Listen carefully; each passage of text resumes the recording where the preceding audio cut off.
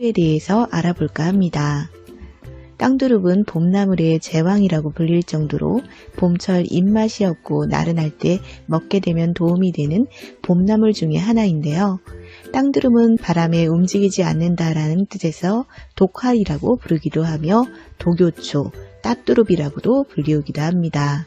보통 땅두릅은 4월과 5월경에 땅에서 올라오는 새순을 말하는데요. 땅두릅은 줄기에 잔털이 나 있고 쌉싸름한 맛이 나는 것이 특징입니다. 그럼 땅두릅의 효능을 조금 더 자세히 알아보도록 하겠습니다. 땅두릅은 천연 항암제라는 말이 있을 정도로 암 예방에 좋은 효능을 갖고 있는데요. 땅두릅 속에는 암세포를 억제시켜주는 사포닌 성분과 활성산소를 제거해주는 비타민C가 풍부하게 함유되어 있어 암을 예방하는 데 탁월한 효능을 갖고 있습니다. 그리고 땅두릅의 초록색을 띠는 엽록소 글로로필이라는 성분은 암을 예방해주며 암세포로부터 DNA를 보호해주며 항바이러스 작용을 해준다고 하는데요. 한 연구에서는 글로로필과 엽산 성분이 암 위험 요소를 감소해준다고 발표하기도 했습니다. 참고로 땅두릅의 비타민C의 경우는 참두릅과 개두릅에 비해 약 2배 이상 많으며 쑥과 죽순보다도 5배가 많다고 합니다. 또 다른 효능으로는 당뇨병을 들 수가 있는데요.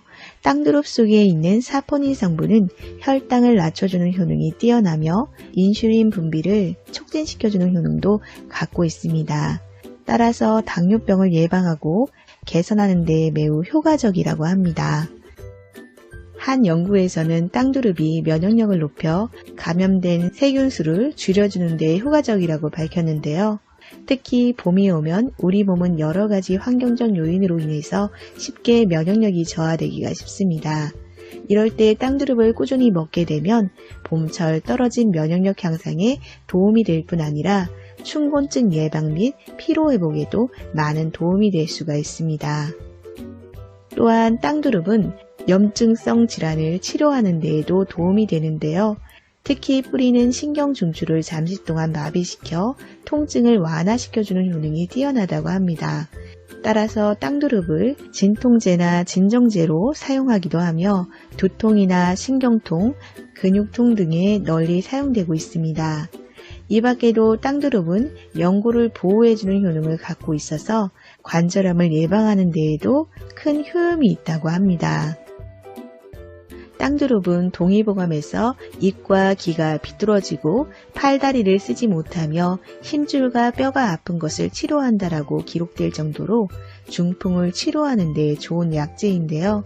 특히 중풍으로 인한 반신불수와 안면신경마비, 하반신마비 등을 치료하는 데 많은 도움을 주며 뼈가 저리고 아픈 것을 다스리는 데 좋은 효능을 갖고 있습니다.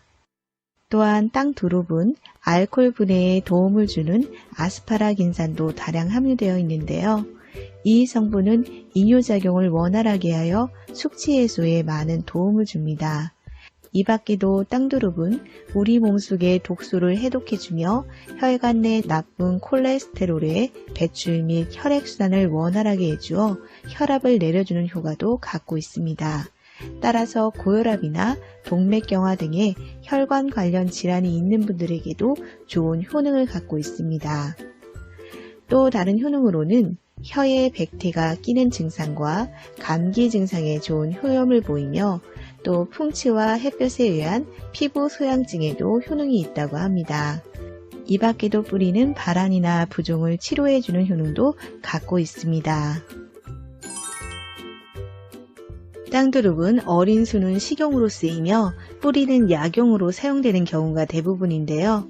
어린 수는 보통 나물로 드시거나 초고추장에 찍어서 먹는 경우가 많으며 튀김이나 전, 장아찌 등으로 만들어 먹는 경우가 많습니다. 그리고 뿌리의 경우는 약재로 사용되는데 보통 채취한 후에 햇볕에 잘 말려서 사용한다고 합니다. 말린 뿌리는 물에 달여서 차처럼 마시거나 가루로 만들어서 먹는 것이 보편적이라고 합니다. 땅두릅은 특별한 부작용은 없지만 약간의 독성이 있으므로 생으로 드시면 부작용이 생길 수 있다고 하는데요. 그래서 꼭 끓는 물에 살짝 데쳐서 드시는 것이 안전합니다.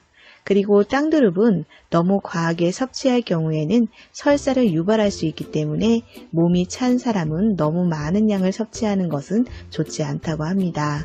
물론 건강하신 분들도 하루 70g 이내로 섭취해 주시는 것이 좋다고 합니다.